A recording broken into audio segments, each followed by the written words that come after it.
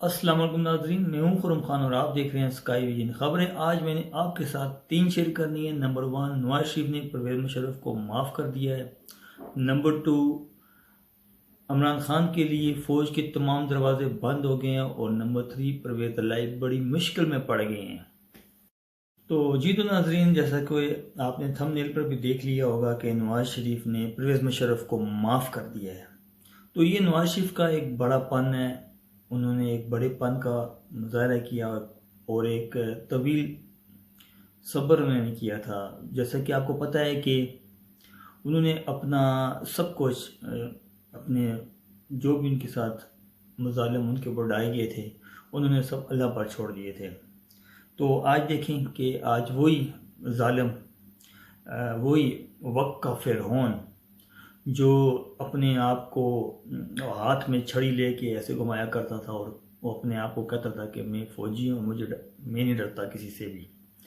और उसने पाकिस्तान के अंदर एक वो जंग जो अमेरिका की जंग थी, उसको पाकिस्तान उस जंग के अंदर पाकिस्तान को ढकेला, जिसकी वजह से एक दहशतगर्दी की फ़ज़ा पाकिस्तान के अंदर आई और पाकिस्तान के 70,000 पाकिस्तान की अवाम जिस जंग में शहीद हुई।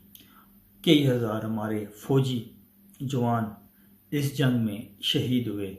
ये सारा कुछ किया कराया इसी परवेज़ मुशर्रफ का था। लेकिन आज वो एक बिस्तर मर्ग पर पड़ा हुआ है और इस वक्त उसकी सांस के दरमियान और उसकी आखिरी आरामगाह के दरमियान शायद, ये तो अल्लाह को ही पता होता है, लेकिन जो उसकी हालत है लगता है कि शायद कुछ ही लम्हे बाकी हैं। तो वक्त का फिरौन जो था, जो अपने आप को वक्त का फिरौन कहलाता था, आज देखें उसके साथ क्या है, क्या हो रहा है, उसकी तबीयत कैसी है। वो अपने ऊपर से मक्खी तक नहीं उड़ा सकता। तो ये मेरे रब के और मेरे अल्लाह के फैसले हैं। तो आज फिर मियाँ नवाज शरीफ साहब ने एक बड़े पन का मुजाहरा किया और अपना फैसला फिर अल्लाह पर छोड़ दिया और अपनी तरफ से उनको माफ़ कर दिया। और अब मुशर्रफ जाने और अल्लाह जाने। दूसरी बात यह है कि इस माफ़ी की वजह से जो मौजूदा अपोजिशन है, यानी कि PTI, इमरान खान, सख्त गुस्से में आए हुए हैं। उनके सोच के मुताबिक ये था कि नवाज शरीफ अभी भी इसको माफ़ नहीं करेगा और मैं भी उनको एक रास्ता मिल जाता नवाज शरीफ के ऊपर और फ़ौज के दरमियान जो भी इनकी अंडरस्टैंडिंग है, इसको ख़त्म करने के लिए एक बहाना मिल जाता। लेकिन खैर, अब वो कह रहे हैं कि वोट को इज्जत दे का बयानिया कहाँ जाएगा और जो उनको पाकिस्तान कोर्ट से जो सज़ा हुई थी तो वो कहाँ जाएगी। तो कहने का मतलब ये है कि नवाज शरीफ ने जो परवेज़ मुशर्रफ ने जो मज़ालिम नवाज शरीफ पर डाले थे, उन्होंने वही सिर्फ माफ़ किए हैं और अपना फैसला अल्लाह पर छोड़ दिया है।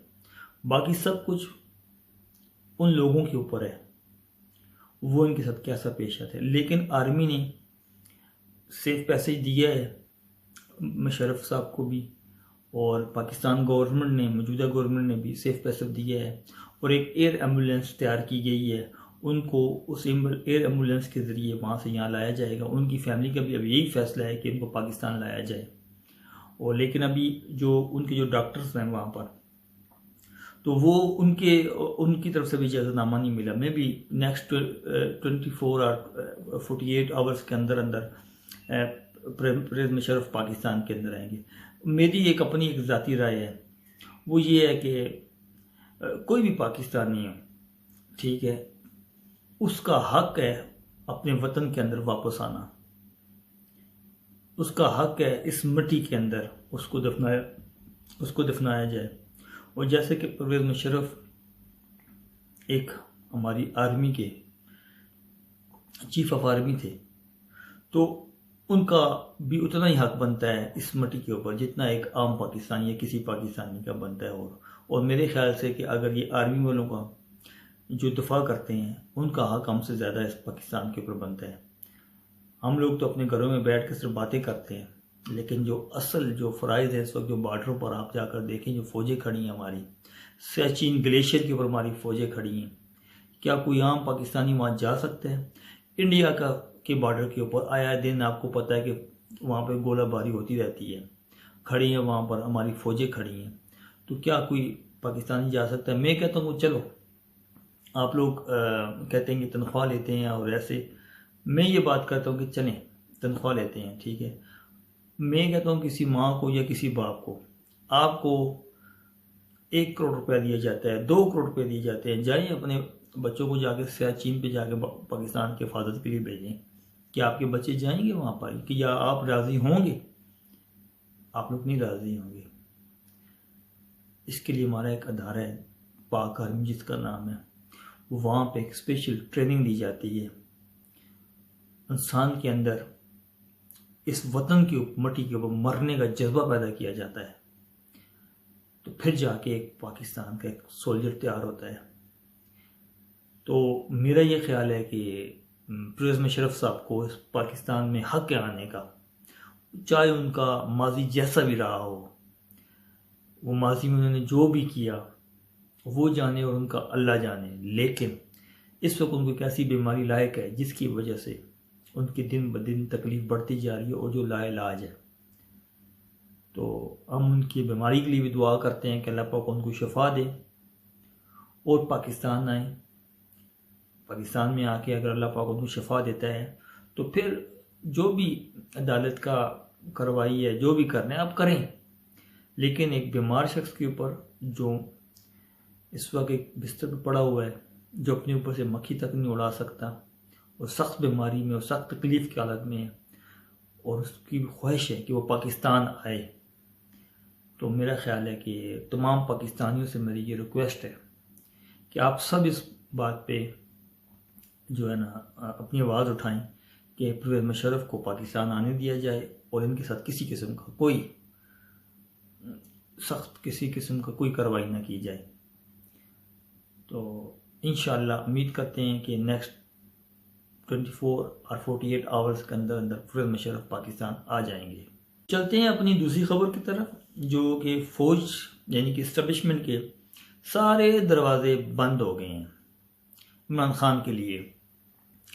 ये पिछले 2-3 हफ्ते में इमरान खान ने बड़ी कोशिश की है, बैकडोर किसी भी तरीके से मिन्नतें कर कर फ़ौज से अपना दोबारा पैचअप बना दिया जाए, इस्टेब्लिशमेंट से अपना पैचअप कर लिया जाए, लेकिन वो नाकाम रहे हैं। और इसके बाद दीगरे 2 जो प्रेस कॉन्फ्रेंस की हैं, एक तो का इंटरव्यू में भी आपने सुना होगा जो कमरान शाहिद का इंटरव्यू था वो, उसके बाद 2 प्रेस कॉन्फ्रेंस, जिसके बाद दीगरे करके इमरान खान को DGISPR ने शटअप कॉल दे दी है और उन्होंने साफ कहा है कि भाई हमारा सियासत से कोई लेना देना नहीं है, हम लोग न्यूट्रल हैं और न्यूट्रल ही रहेंगे, हमें जो है ना सियासत में घसीटने की कोशिश अब ना की जाए। और DGISPR ने कहा है कि महज अफवाहों की बुनियाद पर ये जो इंटरनेशनल जो साजिश की, ये उसको कहा है कि ये सिर्फ अफवाह है, ये इसकी हकीकत कोई नहीं है। जो हमारा बयानिया था वो हमने सिक्योरिटी की मीटिंग के अंदर हमने वो दे दिया है, उसके मिनट्स भी पड़े हुए हैं, आप देख लें, ठीक है। हमारा पहले भी वही बयानिया था, अभी भी ये वही बयानिया, और ये जो बयानिया उन्होंने दिया है ये खाली उन्होंने कहा है कि हमने अपनी इंटेलिजेंस की वजह से दिया है, ये कोई ऐसे नहीं दिया, इमरान खान की तरह नहीं दिया उठे तो जो भी ख्वाब में भी बात आई तो उठ के कह दी, नहीं, ये किसी ने कोई कान में बात कही तो कह दी। भाई ये फ़ौज है, ठीक है, इसके पास जो है ना इंटेलिजेंस अदारे हैं, हमारी ISI जाग रही है, हमारी IB जाग रही है, इंटेलिजेंस ब्यूरो IB, तो हमारे पास माशाल्लाह बहुत अच्छे सिक्योरिटी अदारे हैं और जो बहुत अच्छी अपनी इंटेलिजेंस उनकी बहुत स्ट्रांग है। तो इमरान खान को शटअप कॉल दे दी है और इमरान खान काफ़ी गम व गुस्से में हैं, तो देखते हैं आगे क्या होता है। तो जो आज की हमारी तीसरी खबर है जो परवेज़ लाई हैं अभी मुश्किल में काफ़ी। आपको पता ही है कि ये 2 दिन काफ़ी उन्होंने दंगल किया बजट के दौरान पंजाब असम्बली में। गलती से ये पंजाब असम्बली के स्पीकर ऑफ पंजाब असम्बली हैं, तो 2 दिन उन्होंने काफ़ी मतलब वो फसाद किया वहाँ पर। तो इसकी एक रिपोर्ट तैयार हो गई है, उनकी बेटे के ख़िलाफ़ भी जो है ना मतलब एक रिपोर्ट तैयार हो गई है। तो ये रिपोर्ट बहुत जल्द जो है ना अदालत में लेके जा रहे हैं और इनके ऊपर तौहीन अदालत का जो है ना वो एक मुकदमा बनाने के लिए तैयारी कर रही है पंजाब गवर्नमेंट। और उसके अलावा ये जो परवेज़ लाई आपको पता ही है, इमरान खान ने अभी इनके ऊपर से हाथ उठा लिया है, यानी कि अभी जो नेक्स्ट जो है मतलब वो उनके जो नॉमिनेट जो कर रहे हैं अपनी जो इमरान खान के मुताबिक, यानी कि वो जो इलेक्शन होंगे अभी हमारी नई गवर्नमेंट आएगी तो परवेज़ लाई के मुकाबले में इन्होंने अपना बंदा भी खड़ा करने का जो है ना वो फैसला किया है। और फिर उन्होंने नाम भी दे दिए हैं कि जो है ना हमारा जो है ना स्पीकर ऑफ पंजाब असम्बली कौन होगा। तो काफ़ी मुश्किलात हैं परवेज़ मुशर्रफ के लिए। तो इंशाल्लाह मिलते हैं जी आपके साथ अपने नेक्स्ट व्लॉग में। तब तक के लिए इजाज़त चाहता हूँ। अस्सलाम वालेकुम।